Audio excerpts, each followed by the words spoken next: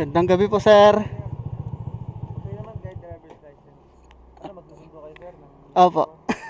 sa Sabang po, sa Lipa. Ano ba yan? Buhay po. Shoutout naman. Oblak TV.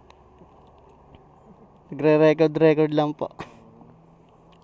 Saan ang biyahe mo sir? Sa Sabang po, Lipa. Opo. Ingat ka biyahe ha. Apo, thank you po.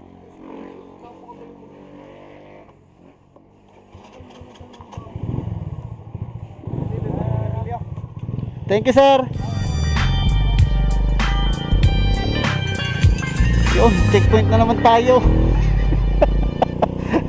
So may pina-shoutout si sir. Ano yung black? Mamaya i-review na lang natin yung kuha natin.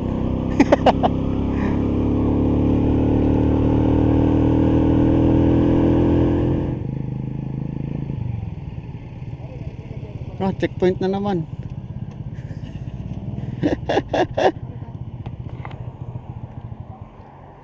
Boss, pakikiyan na lang po. Sige po.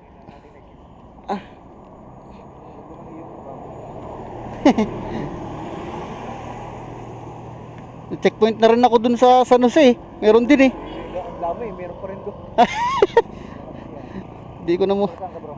Balagtas po. Sa lakad? Sunduin ko lang po yung girlfriend ka. Ba, sana all. Thank you po. Sige po, thank you.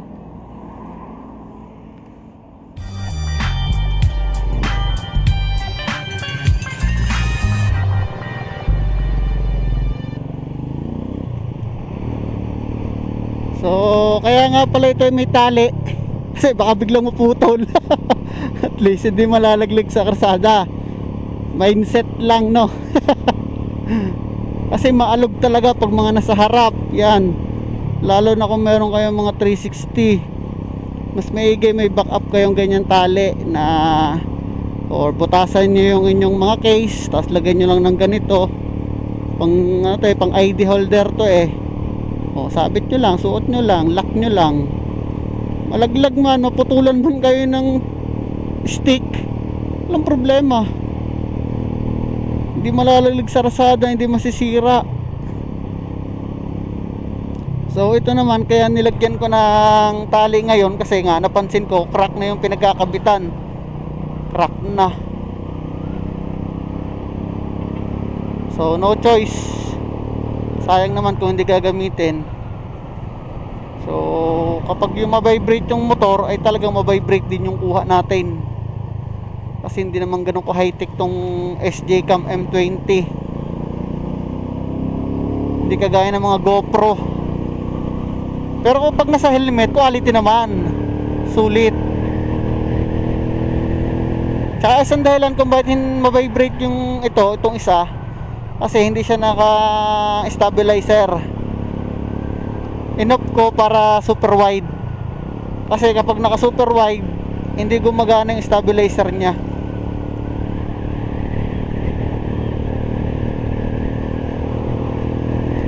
Tsaka ito nga palang camera ko sa helmet, wala tong battery guys. Naka power bank lang tayo. Pwede naman siyang gamitin.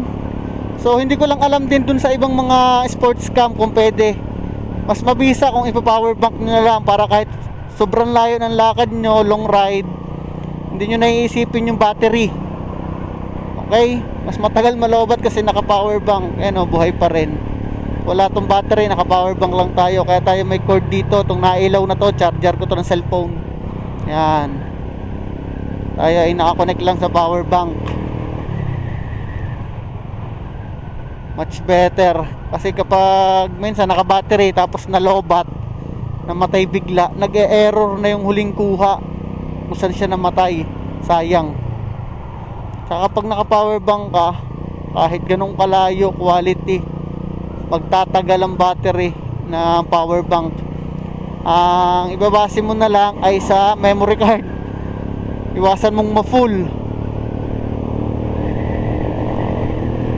So although nababasa naman ng laptop yung 4K resolution, nagbaba pa rin ako ng resolution guys. Kasi naka 64 gig lang tayong memory. Kapag naka 4K na tayo resolution, ang bigat na ng files nun, madaling ma-full.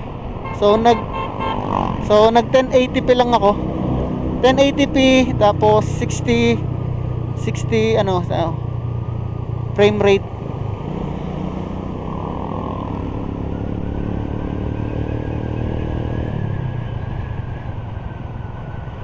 So dito na tayo sa crossing exit ng Tambo.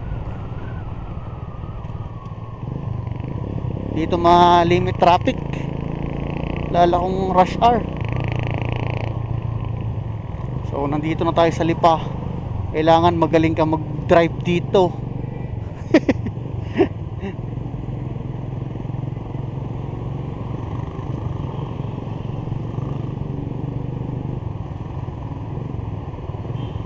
Naka-rider oh.